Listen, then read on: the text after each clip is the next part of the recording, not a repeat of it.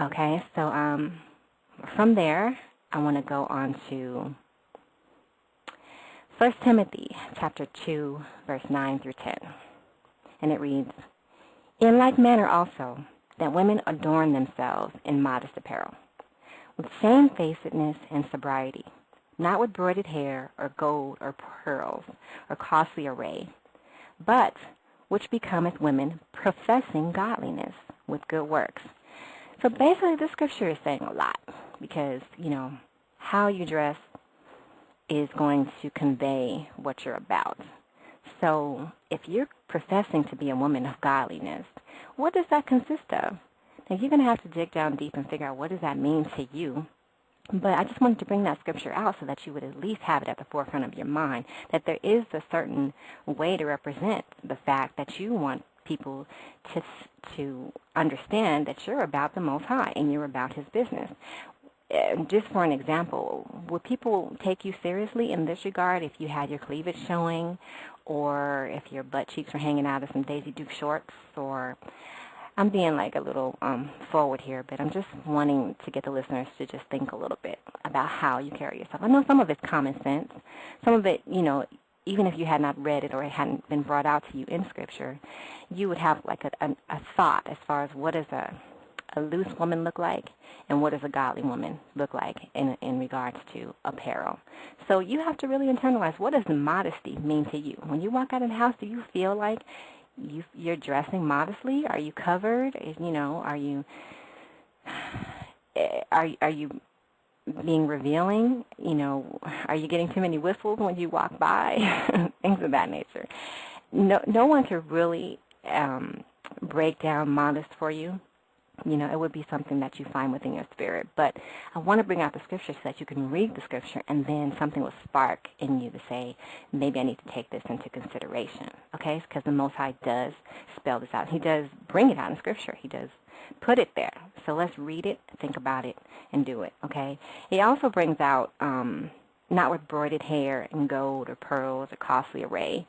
So what I understand this particular portion to mean is that we don't need to be overly flashy and bringing over much attention to ourselves in our regular day-to-day dress. Modest, not flamboyant. And the Most High finds favor with that. He's saying it in the scriptures here. So, read that again on your own time, when you're by yourself. And hopefully you'll take this into account and try to incorporate that into yourself, into your day-to-day dressing or whatever. And again, that's in 1 Timothy chapter 2, verse 9 through 10. Now, this scripture, I feel, gets a little overlooked as well. And I'm going to give you my insight on it, but again, you have to be convinced in your own mind. You have to delve into your own spirit. But I want to bring it out because all these scriptures are meant to be food for thought on my part to you. So let's all go to 1 Corinthians chapter 11 and verse 5, and it reads, "But every woman that prayeth or prophesieth with her head uncovered dishonoreth her head." Okay, so you might ask, what does that mean? Well, this scripture is telling you that your head needs to be covered, and it's telling you when it needs to be covered. When you pray, your head should be covered out of respect for the Most High, who is your head, out of respect for your husband if you're married, who is your head, out of respect for Christ, who is your king, which is your head. So if you're praying with your head uncovered, you dishonor yourself and those that are above you, your God, your king, your husband. So when you pray, your head is supposed to be covered. When you prophesy, just like I'm doing right now, I'm prophesying. I'm speaking of these scriptures. I'm passing on the word. I'm passing on what I understand. I'm opening my mouth and I'm crying aloud and I'm showing my people their transgression, as it says in Isaiah chapter 58 and verse 1. So you might ask, even though you can't see me, is my head covered? And I'll answer, yes, my head is covered. Right now I'm prophesying, my head is covered. But oftentimes we might very well be caught unprepared. Has there ever been a moment when you're at work and things are not going as they should and you just feel like, shoot, I need to pray? Well, do you have a scarf with you? Because it's like I read, when you pray, you're supposed to have your head covered. And again, I'm reading this from 1 Corinthians chapter 11 and verse 5.